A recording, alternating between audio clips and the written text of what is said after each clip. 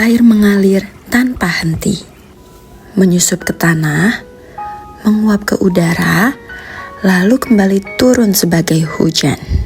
Seperti itulah pengetahuan seharusnya, mengalir, bermakna, dan membentuk kehidupan. Di era kurikulum nasional, pembelajaran tidak lagi berfokus pada hafalan. Melalui pendekatan deep learning, peserta didik diajak untuk menyelami makna di balik konsep. Inilah kisah pembelajaran bermakna di kelas 6. Mengalirkan makna, menyelami ilmu, pembelajaran daur air dengan pendekatan deep learning dan media digital. Hari ini dimulai dari niat baik. Menjadi guru bukan hanya soal mengajar, tetapi memberi contoh sejak awal hari. Saya, Rabayani Nurmutia, guru kelas 6A SD Negeri Bedahan 1, datang dengan semangat yang sama setiap hari untuk menghadirkan pembelajaran yang bermakna dan inovatif. Assalamualaikum anak-anak hebat. Oke, gimana kabar hari ini? Baik. Hari ini kita akan bersama-sama menyelami perjalanan setetes air melalui pembelajaran yang menarik dan bermakna. Cuplikan video ya. Kumo si awan hujan. Halo teman-teman, namaku Kumola Nimbus. Kalian bisa memanggilku Kumo.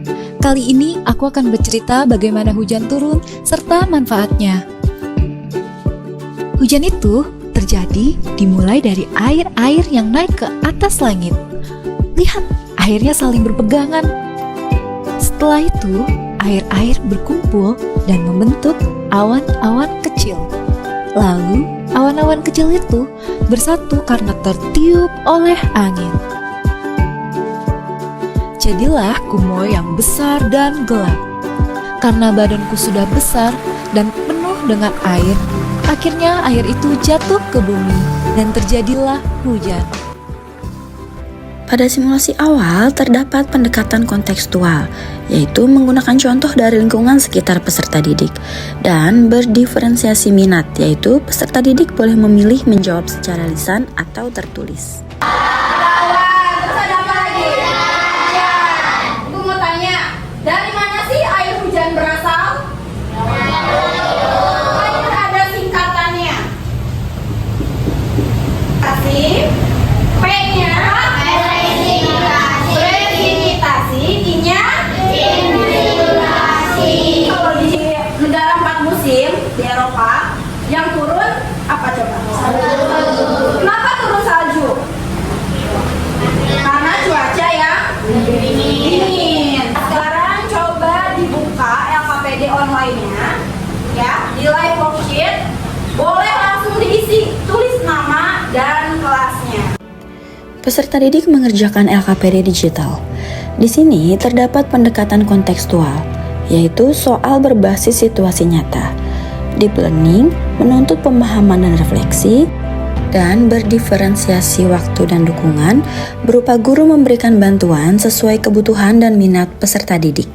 Tugasnya adalah membuat cerita bergambar tentang perjalanan setetes air. Oh, ada 4 atau 5 orang ya?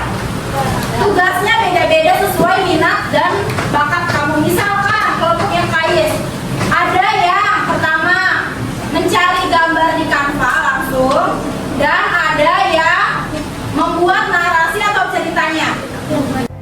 Pada proyek mini, ada peserta didik yang bertugas mencari gambar digital, ada yang menulis cerita panjang, dan ada yang merekam suara narasi. Namun, pada pertemuan kali ini dibatasi hanya sampai pembahasan ide awal gambar bercerita.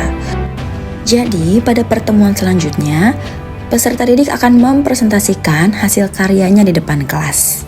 Kami akan mempresentasikan hasil desain awal. Pertama, kita cari background yang menarik, mulai ada awannya, ada pohon-pohonnya, dan ada rumput-rumputnya.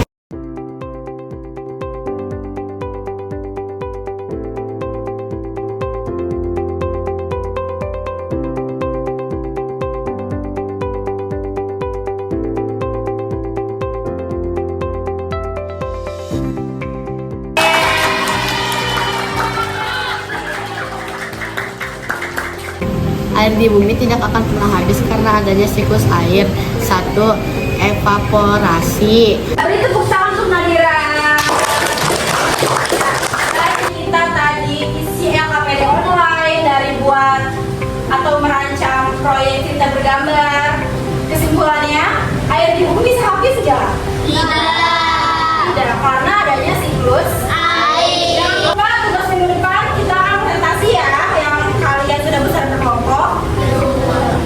Sekarang yang memberi doa. Pausa. Mengucapkan salam.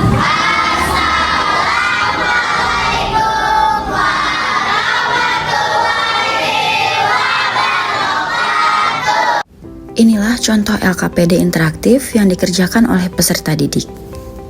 Pertama-tama, mereka akan mengisi biodata seperti nama peserta didik dan kelasnya. Dilanjutkan dengan menyusun urutan tahapan daur air. Kemudian, mereka diminta mencocokkan proses daur air dengan cara menarik garis. Dan diakhiri dengan menjawab 4 pertanyaan terbuka. Berikut adalah hasil LKPD peserta didik. Nilai sudah otomatis keluar. Ya, berikut adalah e-book yang didesain di Canva, lalu diunggah di Book Creator, lalu diberikan suara tambahan agar lebih menarik. Halo, namaku Aira.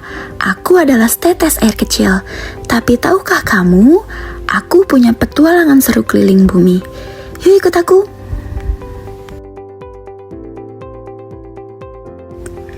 Saat matahari bersinar hangat, tubuhku yang kecil mulai menguap dari permukaan danau. Perlahan, aku terbang ke langit. Proses ini dinamakan evaporasi. Aku bertemu dengan teman-temanku di langit. Kami berkumpul menjadi awan yang lembut. Proses ini dinamakan kondensasi.